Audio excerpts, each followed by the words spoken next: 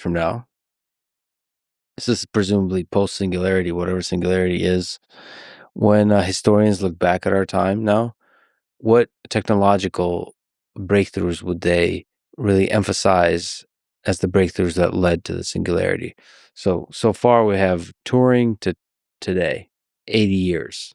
I think it would still be computing, like the umbrella term computing. Just, I don't necessarily think it's even like 100 years, 200 years from now, it would be AI. It could be still well be computers, just we are now taking better advantage of computers, but like the fact of computing. It's basically Moore's law kind of discussion. You're not even the details of CUDA and GPUs won't even be remembered, and it won't be all this software turmoil.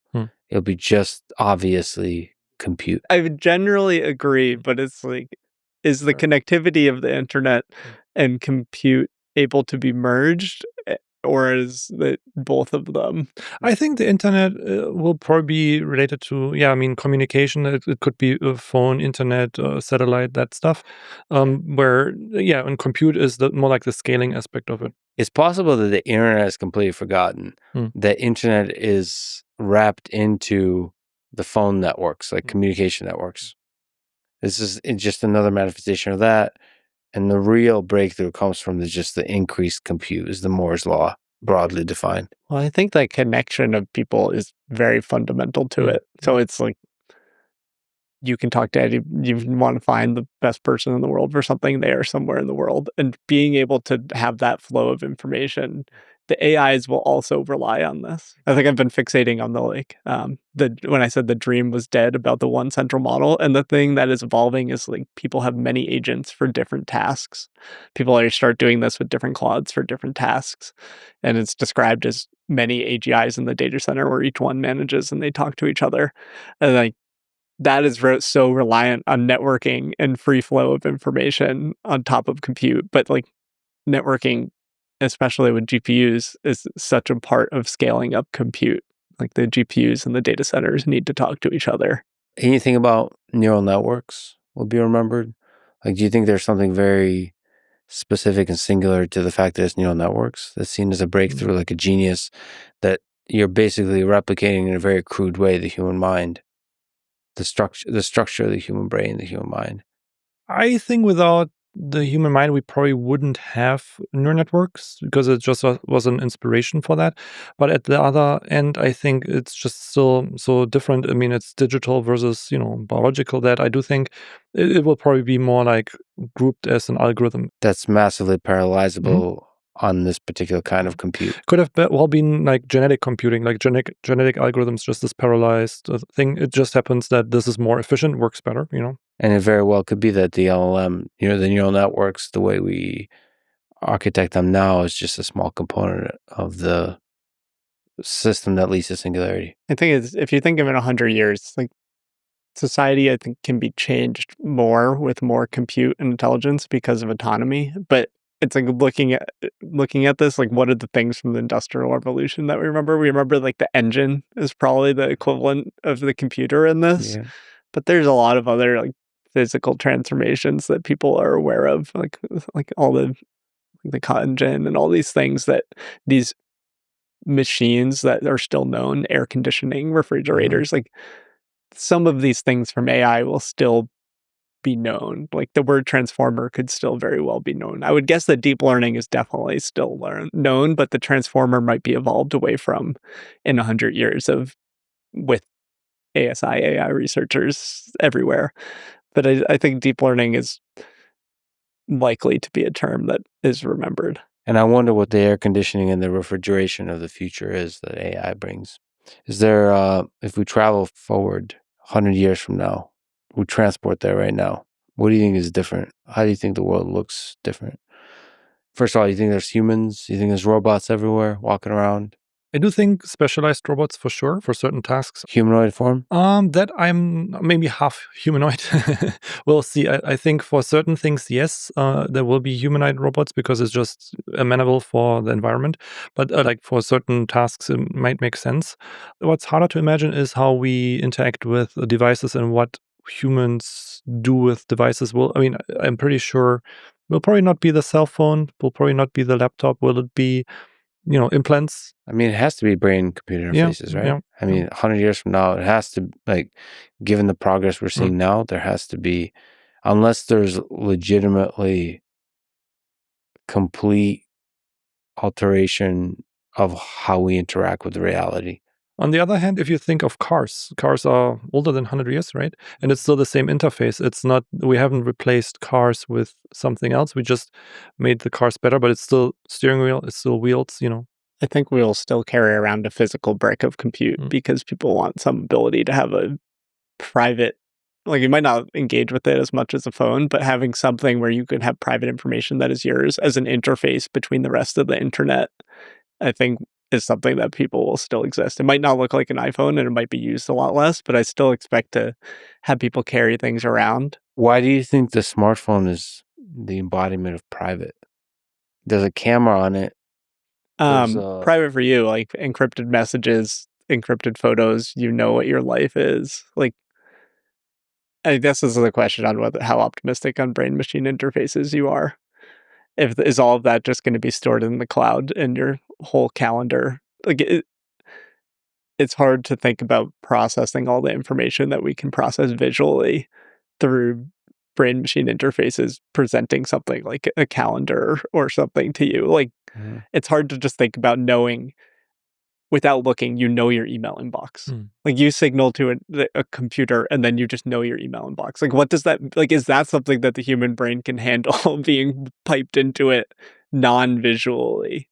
Like I don't know exactly how those transformations happen because humans aren't changing in 100 years. I think agency and community are things that people actually want. Local community, yeah. So like people you are close to, being able to do things with them and being able to describe meaning to your life and to be able to do things. I think that is, maybe if not in 100 years, I don't think that human biology is changing away from those on a time scale that we can discuss. And I think that like UBI does not solve agency. I do expect mass wealth, and I hope that it is spread so that the average life does look very different in 100 years.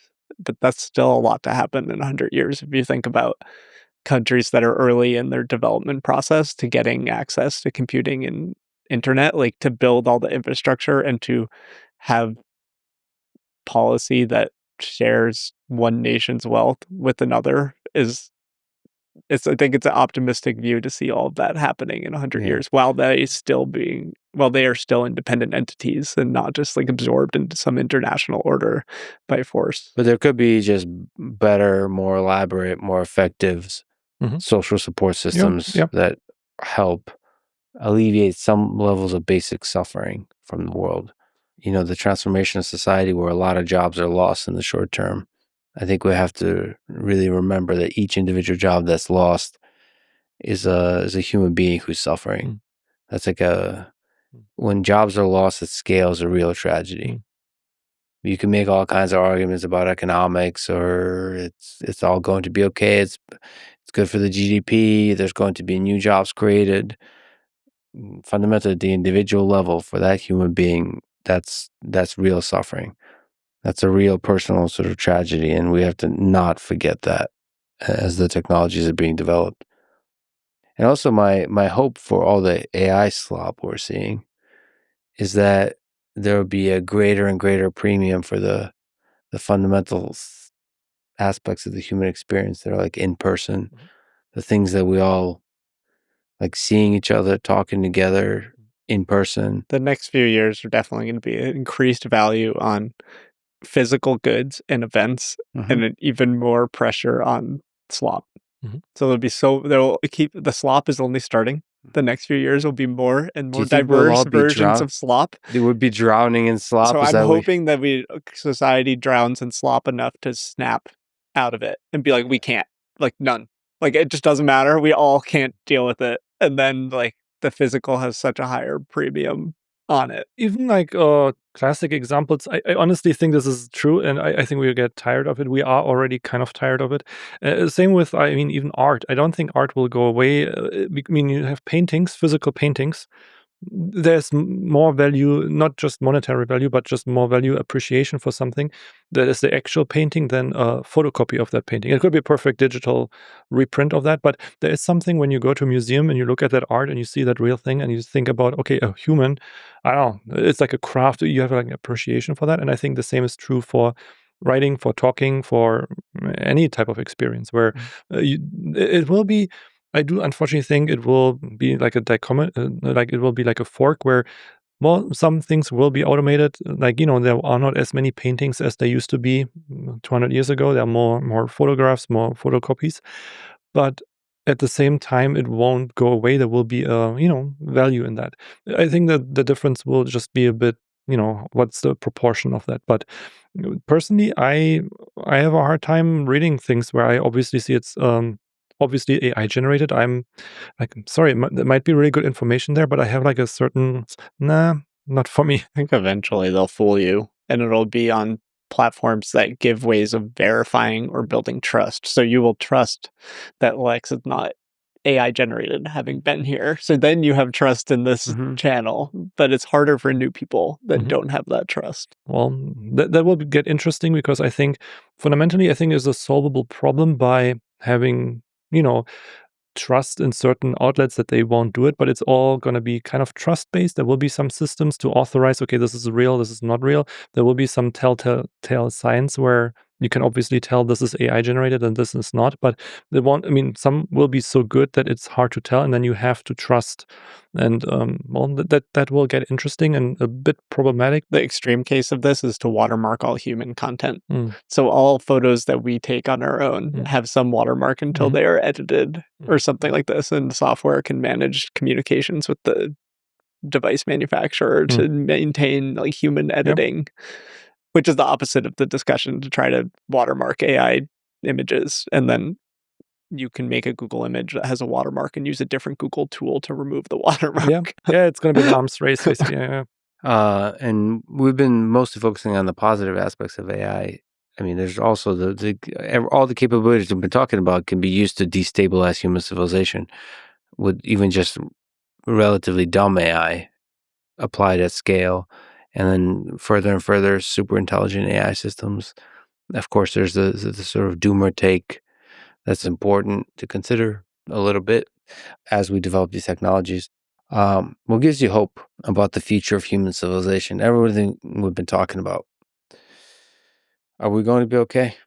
I think we will. I'm definitely a worrier, both about AI and non-AI things, but humans do tend to find a way. I think that's what humans are built for, is to have community and find a way to figure out problems, and that's what has gotten us to this point.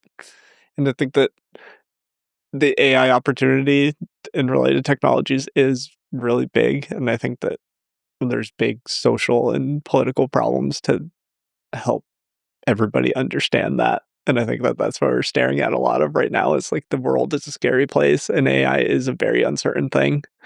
And it takes a lot of work that is not necessarily building things. It's like telling people and understanding people that the people building AI are historically not motivated or wanting to do. But it is something that is probably doable. It just will take longer than people want. We have to go through that long period of like hard, distraught AI discussions if we want to have the lasting benefits. Yeah, through that process, I'm especially excited that we get a chance to better understand ourselves, us at the individual level as humans and at the civilization level.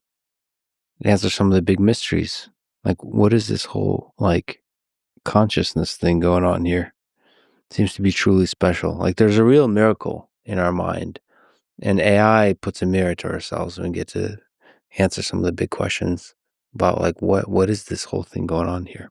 Well, one thing about that is also what I do think makes us very different from AI, and why I don't worry about AI taking over is, like you said, consciousness. We humans, we decide what we want to do. AI in its current implementation, I can't see it changing. You have to tell it what to do. And so you have still the agency. It doesn't take the agency from you, because you have to, you just, it becomes a tool. You can think of it as a tool. You tell it what to do. It will be more automatic than other previous tools. It's certainly more powerful than a hammer. It can figure things out, but it's still you in charge, right? So the AI is not in charge. You're in charge. You tell the AI what to do, and it's doing it for you. So in the post-singularity, post-apocalyptic war between humans and machines, you're saying humans are worth fighting for?